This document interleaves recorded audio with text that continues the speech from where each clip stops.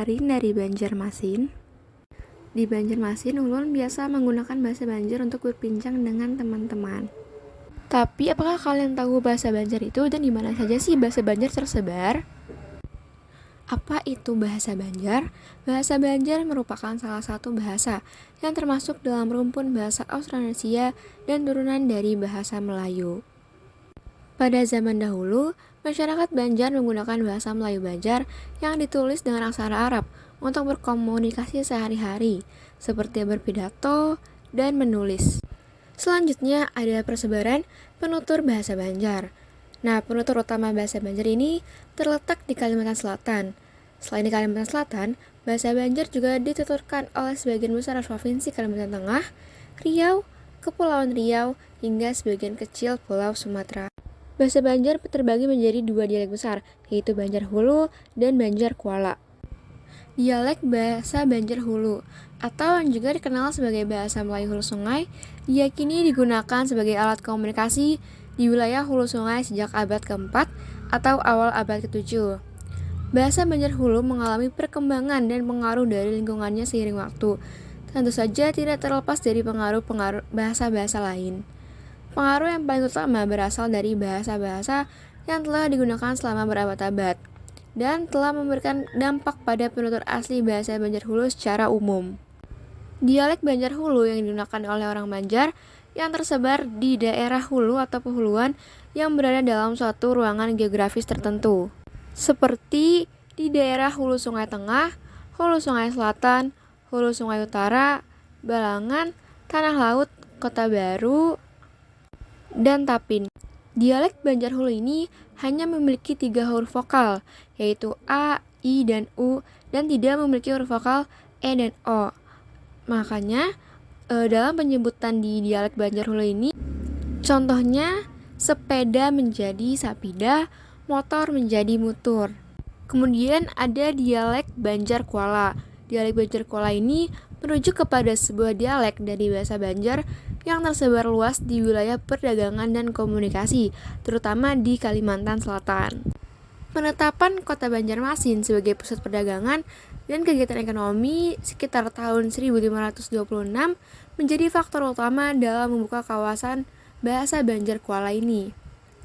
Hal ini juga dikarenakan perkembangan teknologi komunikasi, sistem komunikasi, dan frekuensi telah mempengaruhi perubahan sosial budaya, terutama dalam meningkatnya kontak bahasa antara bahasa Banjar Hulu dan bahasa Banjar Kuala.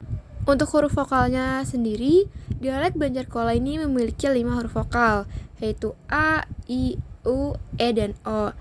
Huruf vokal ini lengkap ya, nggak kayak Banjar Hulu yang cuma punya 3 huruf vokal. Jadi untuk penyebutannya itu tetap seperti bahasa Indonesia pada umumnya. Sepeda tetap menjadi sepeda, motor tetap menjadi motor. Hai lagi,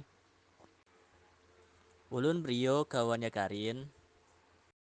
Tadi Karin sudah menjelaskan tentang dialek apa saja yang ada di dalam bahasa Banjar.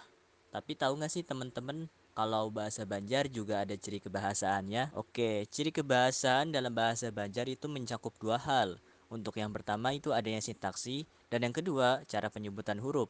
Sintaksi dan cara penyebutan huruf ini kurang lebih hampir sama dengan bahasa Indonesia. Hanya saja yang membedakan adalah tentang dialek-dialek yang ada dalam bahasa Banjar. Langsung saja yuk kita bedah apa saja sih sintaksi yang menjadi persamaan antara bahasa Banjar dengan bahasa Indonesia. Sebelum kita membedah lebih dalam, kita juga harus terlebih dahulu nih mengenal apa sih itu sintaksi. Dilansir dari Kamus Besar Bahasa Indonesia, sintaksi adalah ilmu tata kalimat yang menguraikan hubungan antar unsur bahasa dalam membentuk sebuah kalimat. Umumnya dalam penyusunan kalimat itu terdiri dari subjek sebagai S dan predikat sebagai P dan objek sebagai O. Nah, berikut ini adalah contoh kalimat yang menunjukkan persamaan antara sintaksi bahasa Indonesia dengan bahasa Banjar. Yang pertama ini ada kata ulun tulak ka pasar. Ulun artinya aku, sedangkan tulak pergi dan ka pasar adalah ke pasar. Di sini kita bisa melihat bahwa kata ulun itu berarti subjek atau S. Sedangkan kata tulak yang artinya pergi itu dapat dikatakan sebagai predikatnya. Sedangkan ke pasar atau ke pasar dapat diartikan sebagai objeknya. Nah, dari sini jelas ya teman-teman bahwa Untuk struktur kalimat atau sintaksi dalam bahasa Banjar itu tidak jauh beda dengan sintaksi di bahasa Indonesia. Setelah kita mengetahui bagaimana susunan sintaksi dalam bahasa Banjar yang ternyata kurang lebih sama seperti bahasa Indonesia, selanjutnya kita beranjak ke pembahasan cara penyebutan huruf. Sebenarnya cara penyebutan huruf dalam bahasa Banjar sendiri itu sangat dipengaruhi oleh dialek apa sih yang ada dalam bahasa tersebut. Seperti ketika dialek Banjar Huru itu tidak mengenal beberapa huruf, sedangkan Banjar Kuala itu mengenal semua. Bahasa Banjar sendiri memiliki beberapa alfabet yang tidak jauh berbeda dengan alfabet yang dimiliki oleh bahasa Indonesia, karena memang bahasa Banjar sendiri merupakan bahasa yang akan menjadi cikal bakal bahasa Indonesia karena memang tercampur dengan bahasa Melayu dan dipengaruhi oleh bahasa Melayu. Tetapi ada beberapa huruf yang tidak dimiliki oleh bahasa Banjar itu sendiri, seperti huruf V, huruf F, huruf Q, dan huruf Z. Bahasa Banjar sendiri merupakan bahasa yang tergolong sebagai bahasa lingua franca. Lingua franca sendiri merupakan bahasa yang biasa dipakai dalam hal perdagangan. Nah, karena bahasa Banjar sangat sering berdagang dengan Melayu, maka huruf Melayu Arab atau Arab Melayu menjadi huruf atau aksara yang digunakan oleh orang Banjar yang saat itu belum mempunyai aksara sendiri untuk menjadi aksara pendukung mereka dalam menuliskan dokumen-dokumen maupun surat-surat yang ada di kerajaan maupun dalam hal surat penyuratan lainnya.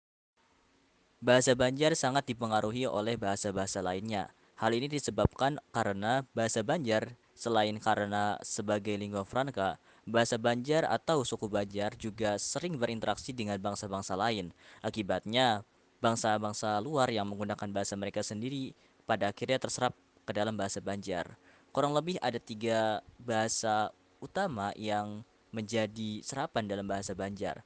Yang pertama itu ada bahasa Jawa, bahasa Melayu, dan ada bahasa Bali.